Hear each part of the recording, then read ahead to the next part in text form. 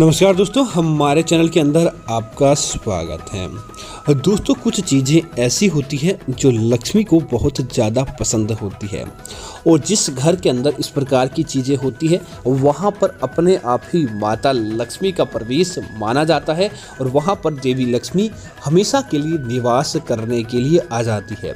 इसी वजह से उन चीज़ों की बहुत ज़्यादा अहमियत प्रत्येक हिंदू के घर में होती है और निश्चित तौर पर दोस्तों ऐसी चीज़ें माता लक्ष्मी को बहुत ज़्यादा आकर्षित करती है।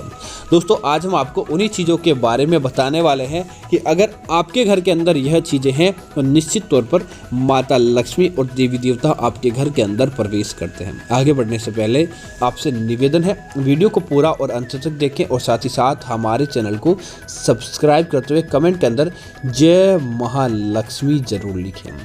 दोस्तों, सबसे पहली चीज़ दोस्तों, प्रत्येक हिंदू के घर के अंदर सुबह शाम धूप दीप जरूर होता है। इसी वजह से माना जाता है कि जिस घर के अंदर सुबह और संध्या काल के समय धूप दीप होता है, पूजा पाठ होता है, वहाँ पर दोस्तों कभी भी अंधकार नहीं होता, वहाँ पर बुरी शक्ति निवास नहीं करती और उस घर के अंदर कभी भी कंगाली लौट कर नहीं आ सकती। उस घर के अंदर अपने आप ही तरक्की देखने को मिलती है।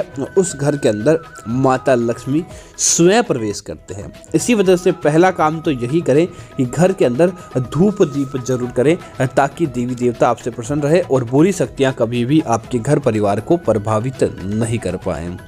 दोस्तों, दूसरी चीज़ की बात करें तो दोस्तों कुछ पौधों के अंदर विशेष प्रकार की शक्ति होती है, जैसे कि तुलसी का पौधा, केतकी का पौधा, छुई मुई का पौधा, समी का पौधा, केले का पौधा। इन पौधों के अंदर दोस्तों देवताओं को प्रसन्न करने की और आपके घर की तरफ आकर्षित करने की गजब की शक्ति होती है।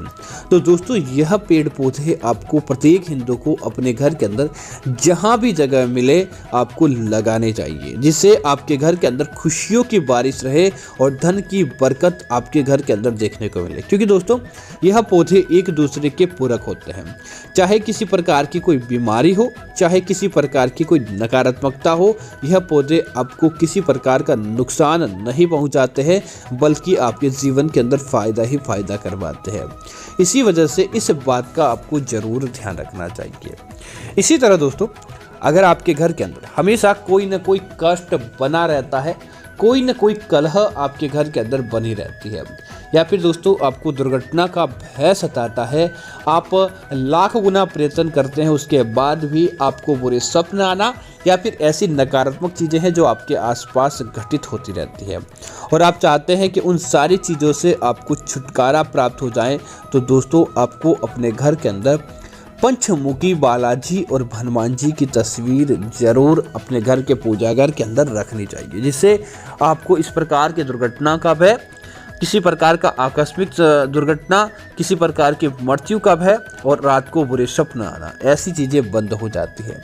अपने घर के अंदर आप पंचमुखी बालाजी की तस्वीर, हनुमान जी की तस्वीर और साथ ही साथ हनुमान चालीसा जरूर रखें, जिससे आपके घर के अंदर भूत प्रेत, बुरी शक्ति, नजर दोष, इस प्रकार की चीज़ें होना अपने आप ही बंद हो जाती है और वहाँ पर देवी देवताओं का प्रवेश होता है।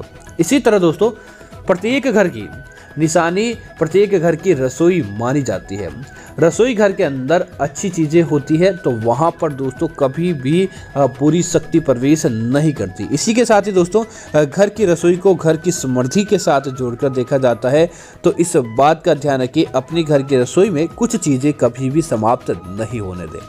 जैसे कि दोस्तों घर के अंदर नमक बहुत साधारण चीज़ होती है और आज के समय सबसे सस्ती चीज़ नमक को माना जाता है, लेकिन दोस्तों जिस घर के अंदर, रसोई घर के अंदर कभी भी नमक समाप्त नहीं होता, वहाँ पर कभी भी नकारात्मकता नहीं आती और वहाँ पर हमेशा सकारात्मकता बनी रहती है। तो दोस्तों सबसे पहला तो यही ध्यान रखें कि आपके घर के रसोई घर के अंदर कभी भी नमक समाप्त नहीं होने दें।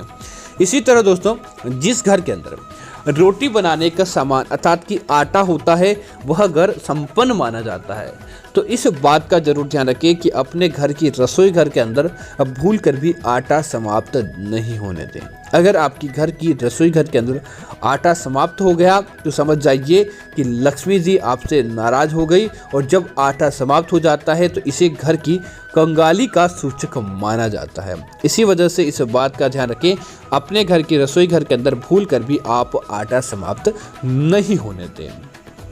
तीसरी चीज़ दोस्तों रसोई घर के अंदर मुख्य होती है हल्दी।